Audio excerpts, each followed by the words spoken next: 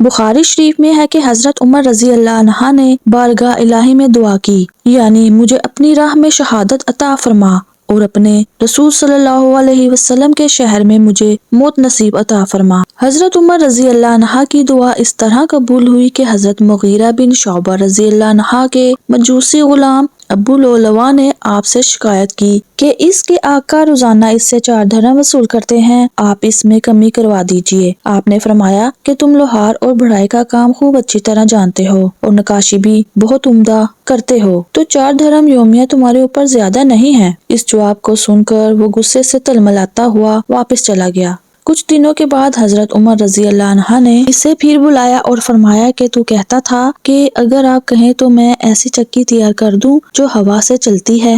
اس نے تیور بدل کر کہا کہ ہاں، آپ کے لیے ایسی چکی تیار کر دوں گا جس کا لوگ ہمیشہ ذکر کیا کریں گے۔ جب وہ چلا گیا تو آپ نے فرمایا کہ یہ لڑکا مجھے قتل کی دھمکی دے کر گیا ہے، مگر آپ نے اس کے خلاف کوئی کارروائی نہیں کی۔ ابو لؤلؤہ غلام نے آپ کے قتل کا پختہ ارادہ کر لیا، ایک خنجر پر دھار لگائی اور اس کو زہر میں بھجا کر اپنے پاس رکھ لیا۔ حضرت عمر رضی اللہ عنہ فجر کی نماز کے لیے مسجد نبوی میں تشریف لے گئے، اور ان کا طریقہ تھا کہ وہ تکبیر تحریمہ سے پہلے فرمایا کرتے تھے کہ صفیں سیدھی کر لو۔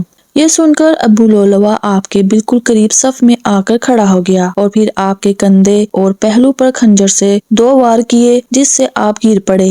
اس کے بعد اس نے اور نمازیوں پر حملہ کر کے 13 آدمیوں کو زخمی کر دیا، جن میں سے بعد میں 6 افراد کا انتقال ہو گیا۔ اس وقت جب کہ وہ لوگوں کو زخمی کر رہا تھا، ایک عراقی نے اس پر کپڑا ڈال دیا، اور جب وہ اس کپڑے میں الجھ گیا تو اس نے اسی وقت خودکشی کر لی۔ چونکہ اب سورج نکلا ہی چاہتا تھا، اس لیے حضرت عبد الرحمن بن عوف رضی اللہ عنہ نے 2 مختصر سورتوں کے ساتھ نماز پڑھائی اور حضرت عمر رضی اللہ عنہ کو آپ کے مکان پر لائے۔ پہلے آپ کو نبیذ پلائی گئی جو زخموں کے راستے باہر نکل گئی، پھر دودھ پلایا گیا مگر وہ بھی زخموں سے باہر نکل گیا۔ کسی شخص نے آپ سے کہا کہ آپ اپنے فرزند عبداللہ کو اپنے بعد خلیفہ مقرر کر دیں۔ آپ نے اس شخص کو جواب دیا کہ اللہ تعالیٰ تمہیں غارت کرے، تم مجھے ایسا غلط مشورہ دے رہے ہو جسے اپنی بیوی کو صحیح طریقے سے طلاق دینے کا بھی سلیقہ نہ ہو۔ کیا میں ایسے شخص کو خلیفہ مقرر کر دوں؟ پھر آپ نے حضرت عثمان، حضرت علی، حضرت طلحہ، حضرت زبیر، حضرت عبد الرحمن بن عوف اور حضرت سعد رضی اللہ عنہ کو انتخاب خلیفہ کے لیے ایک کمیٹی بنا دی اور فرمایا کہ انہی میں سے کسی کو خلیفہ مقرر کیا جائے۔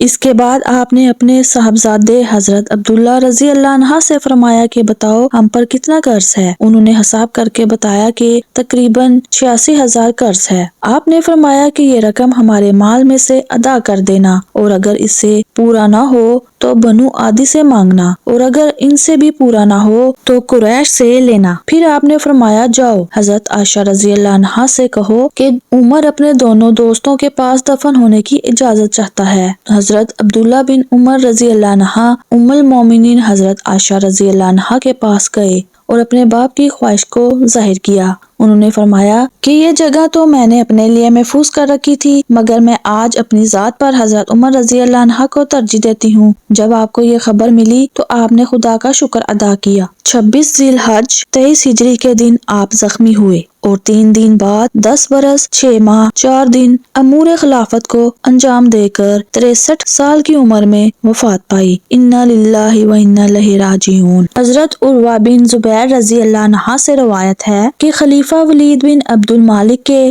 زمانے میں جب روضہ منورہ کی دیوار گر پڑی اور لوگوں نے اس کی تعمیر 87 ہجری میں شروع کی تو بنیاد کھودتے وقت ایک قدم گھٹنے تک ظاہر ہوا تو سب لوگ گھبرا گئے اور لوگوں کو خیال ہوا کہ شاید رسول اللہ صلی اللہ علیہ وسلم کا قدم مبارک ہے، اور وہاں کوئی جاننے والا نہیں ملا۔ تو حضرت عروہ بن زبیر رضی اللہ عنہ نے کہا یعنی خدا کی قسم یہ رسول اللہ صلی اللہ علیہ وسلم کا قدم شریف نہیں ہے بلکہ یہ حضرت عمر رضی اللہ عنہ کا قدم مبارک ہے۔ خلاصہ یہ کہ تقریباً 64 برس کے بعد حضرت عمر رضی اللہ عنہ کا جسم مبارک بدستور سابق رہا، اس میں کسی قسم کی تبدیلی نہیں ہوئی تھی اور نہ ہی کبھی ہوگی۔ خواتین و حضرات، امید کرتے ہیں کہ آج کی ویڈیو آپ کو ضرور پسند آئی ہوگی۔ اگر آپ ہمارے چینل پہ نیو ہیں، ابھی تک آپ نے سبسکرائب نہیں کیا تو سبسکرائب کریں، لائک کریں، شیئر کریں اور بیل آئیکن کے بٹن کو ضرور پریس کریں تاکہ ہماری ہر آنے والی ویڈیو کا نوٹیفیکیشن آپ تک پہنچتا رہے۔ شکریہ۔